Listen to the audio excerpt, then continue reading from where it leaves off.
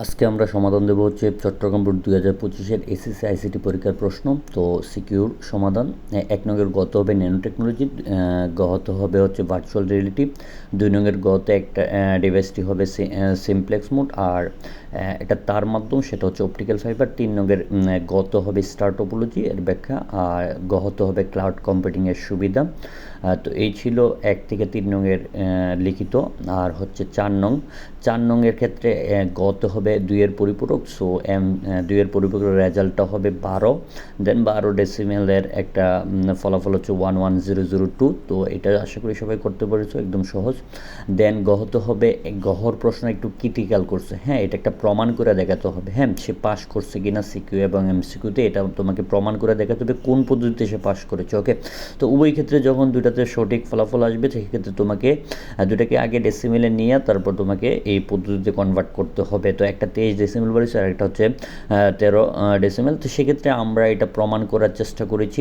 তো বিভিন্নভাবে আমরা দেখতে পেলাম যে সিকিউটা এমসিকিউ যখন অক্টালে ছিল, 27 অক্টালে ছিল, আর সিকিউ যখন 15 হেক্সাডেসিমেলে ছিল, সেক্ষেত্রে সে পাস করেছে। হ্যাঁ, সেক্ষেত্রে এই সত্যতাটা আমরা প্রমাণ করে দেখাতে পেরেছি। এই প্রশ্ন একটু ক্রিটিক্যাল ছিল, তোমরা লজিক বুঝতে পারলে অবশ্যই করতে পেরেছো আশা করি।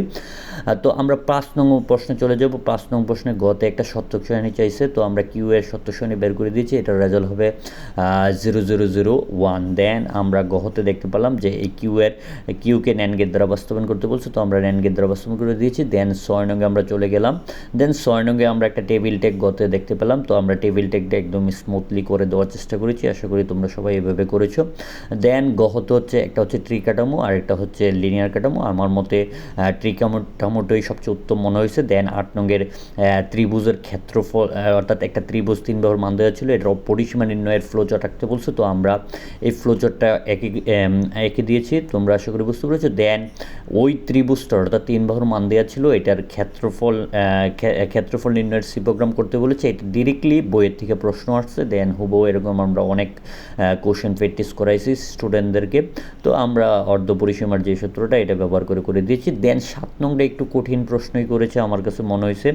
দেন এটার গত একটা ফ্লোচার্ট চাইছে। দেন ফ্লোচার্টটা ছিল, সময় ছিল এত থেকে এত সময় কি মর্নিং, এত থেকে এত সময় কি আফটারনুন, এত থেকে এত সময় কি ইভিনিং। দেন এই ফ্লোচার্টটারই একটা সি প্রোগ্রাম করতে বলেছে, তো আমরা চেষ্টা করেছি একদম সহজভাবে এই সি প্রোগ্রামগুলো করে দেওয়ার জন্য। আশা করি তোমরা এই প্রশ্ন সহজে সমাধান করতে পেরেছো। তো সবাই কার কয়টা প্রশ্ন হয়েছে, কার কী কোশ্চেন আছে জানাতে পারো, কোনো কোশ্চেন থাকলে আমরা উত্তর দেওয়ার চেষ্টা করবো। আল্লাহ হাফেজ।